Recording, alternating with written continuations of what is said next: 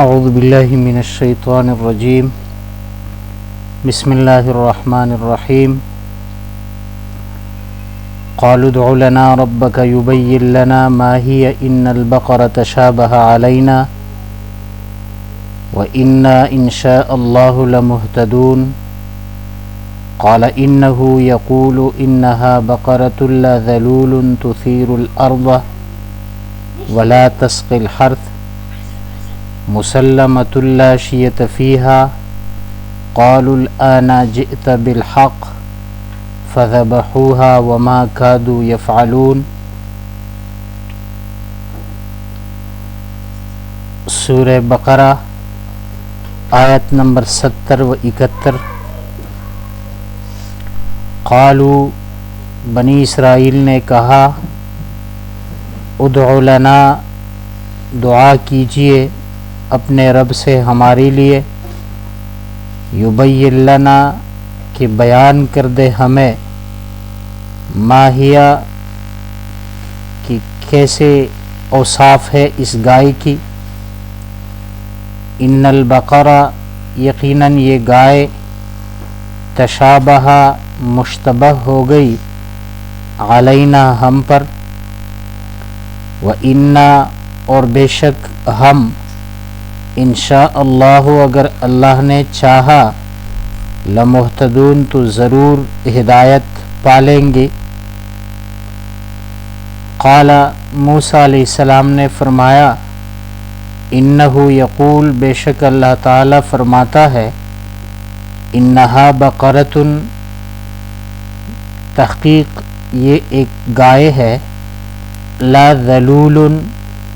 جو نہ محنت کرنے والی ہے، تثیر الارض جو زمین میں ہل چلاتی ہو، ولا تسقی الحرث اور نہ فصل کو کھیتی کو پانی دیتی ہے، مسلمۃ یہ سالم ہے، لا شیۃ فیہا کوئی عیب نہیں ہے اس میں، قالوا قوم نے کہا، الآن اب، جئت بالحق بتائی آپ نے ٹھیک بات، فذبحوها انہوں نے ذبح کیا گائے کو، وما کادو اور نہیں تھے یہ بنی اسرائیل، یفعلون کہ یہ کام کرتے۔ بنی اسرائیل کو گائے ذبح کرنے کا حکم ہوا تھا، کچھ حصہ اس کا کل کے سبق میں گزرا تھا، اور جو اوصاف انہوں نے سوال کیا تھا جس کے بارے میں، تو کل اس کے عمر اور رنگ کے حوالے سے آیت نمبر 68 اور 69 میں یہ بات گزر چکی تھی کہ یہ گائے کا رنگ کیسا ہے اور اس کا گائے کی عمر کتنی ہے۔ لیکن بنی اسرائیل بدستور اپنے سوالات کو برقرار رکھے ہوئے تھے، اور مزید انہوں نے کچھ سوالات کیے۔ آج کے سبق میں اس کے اوصاف کے بارے میں سوال کیا گیا ہے، اور سوال یہ تھا کہ قالوا ادع لنا ربک یبین لنا ما ہی، کہ اپنے رب سے دعا کیجئے کہ وہ بتائے کہ یہ بقرہ کے، اس گائے کے اوصاف کیا ہے، اور ساتھ ساتھ فرمایا کہ ان البقرہ بے شک یہ گائے، تشابہ مشتبہ ہو گئی، علینا ہم پر، یعنی ایک تو یہ ہے کہ زرد رنگ کی گائے، اور اس عمر کی گائے تو بہت ساری ہو سکتی ہے، تو ہم کون سی گائے کو ذبح کر دیں؟ امام نصفی رحمہ اللہ نے ایک روایت نقل کی ہے عبداللہ بن عباس رضی اللہ تعالی عنہ سے، کہ لو اعترضوا ادنى بقرة فذبحوها لکفتہم ولیکن شددوا فشدد اللہ علیہم. اگر یہ کوئی بھی گائے کو ذبح کرتے تو کافی ہو جاتی اور ان کا مسئلہ حل ہو جاتا،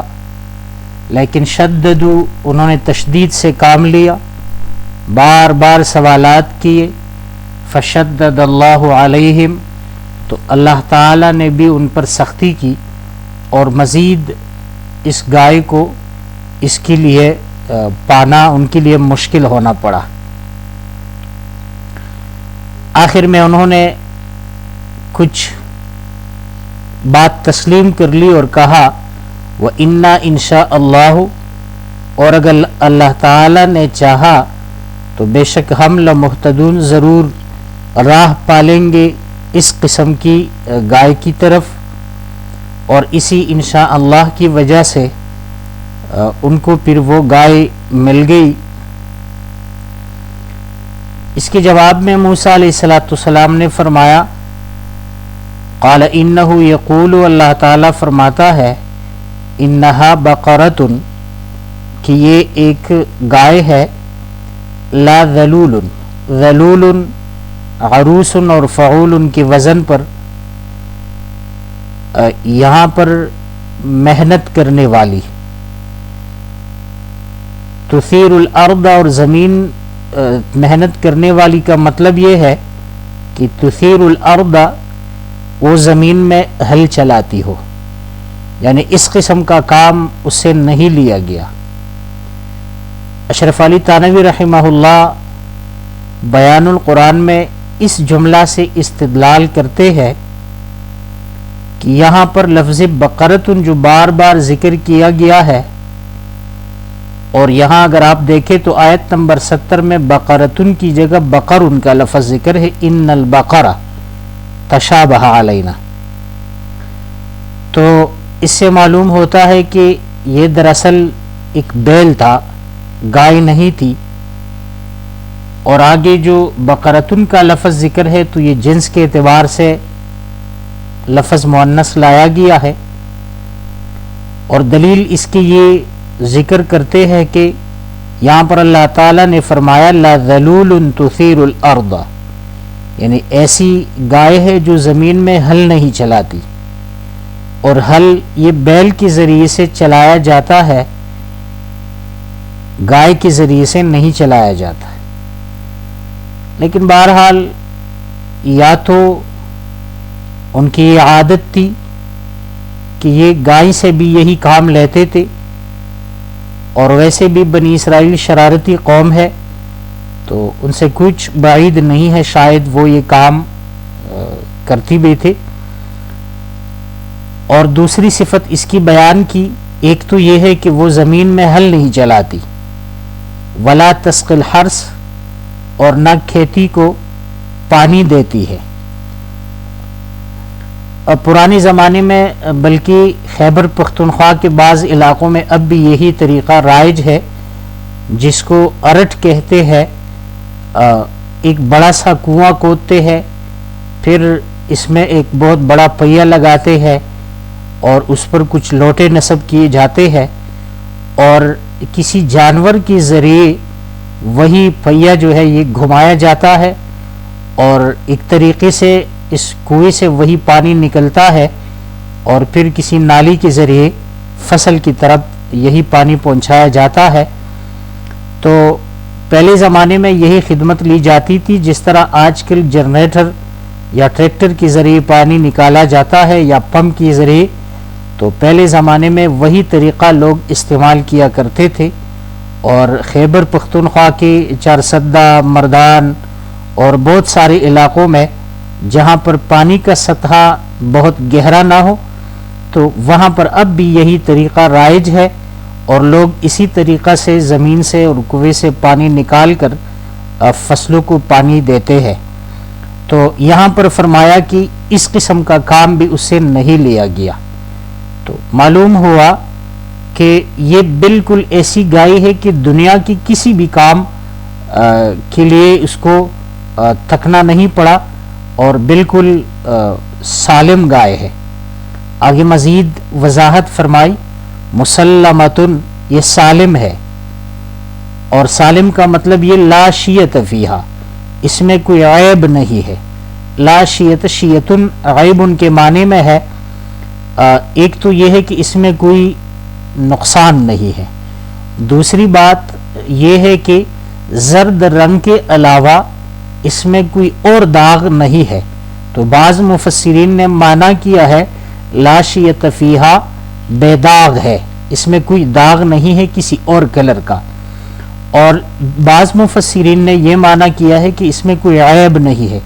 مطلب کوئی جسمانی عیب اس میں نہیں ہے اور بالکل صحیح اور سالم ہے. جب یہ ساری تفصیل سامنے آ گئی تو بنی اسرائیل کے پاس سوالات ختم ہو گئے. تو قالو انہوں نے کہا الآن جئت بالحق، آپ نے اب درست بات بتائی. حق تو پہلے بھی موسیٰ علیہ السلام نے بیان کیا تھا، لیکن انہوں نے کہا کہ اب بالکل ٹھیک بات ہمارے سامنے آ گئی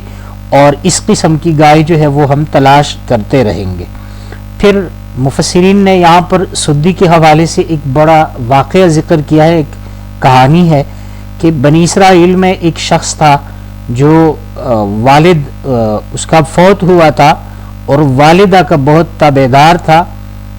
تو اس کو یہ گائے والد کی طرف سے ملی تھی اور اس سے وہ کچھ یہ اپنے ساتھ جو ہے وہ پال رکھا تھا انہوں نے. تو ماں کی تابعداری کی وجہ سے اللہ تعالیٰ نے اس پر یہ رحم کیا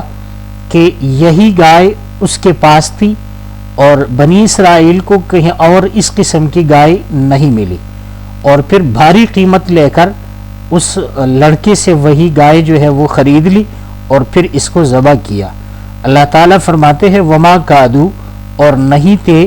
یہ لوگ یفعلون کہ یہ کام کرتے، یعنی یہ ذبح کرنے والے کام وہ نہیں کرتے تھے، لیکن اللہ تعالیٰ نے پھر اس کو ان کو جو ہے یہ ساری تفصیلات بتلا کر اس کے ہر قسم دلیل کا جواب دیا اور ہر قسم کے سوال کا ان کو تسلی بخش جواب مل گیا. اب یہاں سوال یہ ہے کہ میت کے زندہ ہونے کے لیے گائے کے ذبح ہونے کی کیا ضرورت تھی؟ تو مودودی صاحب نے تفہیم القرآن میں لکھا ہے کہ بنی اسرائیل میں یا تو اس ایک خاص قسم کی گائے کی عبادت کی جاتی تھی، تو اللہ تعالیٰ نے ایک خاص قسم کی گائے کی ذبح کرنے کا حکم دیا کہ بس وہی گائے تم نے ذبح کرنی ہے، اور اس سے فائدہ یہ حاصل ہوگا کہ بنی اسرائیل کے دل میں جو بچڑے کی عبادت ان کے دل میں جو ان کی جو اس کی محبت تھی اور عبادت کا جو جذبہ تھا وہ موجود تھا، جیسا کہ اور مقام پہ آئے گا وَأُشْرِبُوا فِي قُلُوبِهِمُ الْعِجْلَ، یہ بچڑے کے ساتھ محبت ان کے دلوں میں پلائی گئی تھی، یعنی ڈال دی گئی تھی، اور دلی طور پر وہ اس سے محبت کرتے تھے. تو اللہ تعالیٰ نے ان کو یہ پریکٹیکلی ثابت کیا کہ اگر یہ بچڑا عبادت کا حقدار ہوتا تو بچڑا گائے کا بچہ ہوتا ہے. تو جب گائے ذبح کی جاتی ہے اور وہ اپنے ماں کی مدد نہیں کر سکتا تو وہ تمہاری مدد جو ہے وہ کیسے کر سکے گا؟ لہٰذا ایک تو، اور بعض مفسرین نے بھی یہی لکھا ہے لِيُحَوَّنَ مَعْبُودُهُمْ، گائے کے ذبح کرنے کا حکم اس لیے دیا تاکہ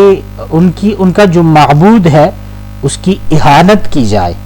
ان کی نظروں میں اس کے گرا دیا جائے کہ عبادت کی جاتی ہے ایک ایسی ذات کی جو کسی مرحلے میں کسی مشکل میں کام آئے، وہ انسان کی تکالیف کو دور کر دے، اور جب وہ خود مصیبت سے نہیں نکل سکتا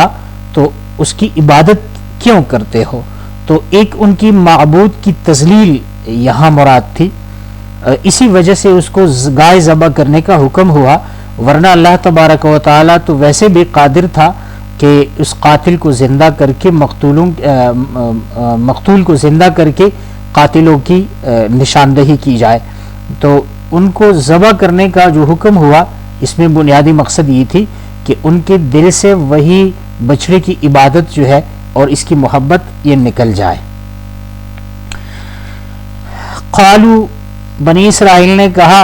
ادع لنا ربک، دعا کیجئے اپنے رب سے، یبین لنا کہ بیان کر دے ہمیں، ماہیا کہ یہ بقرہ کیا ہے، یعنی بعد میں جو اوصاف ذکر ہے تو ماہیا سے مراد اوصاف ہے کہ اس گائے کی اوصاف کیا ہوں گے۔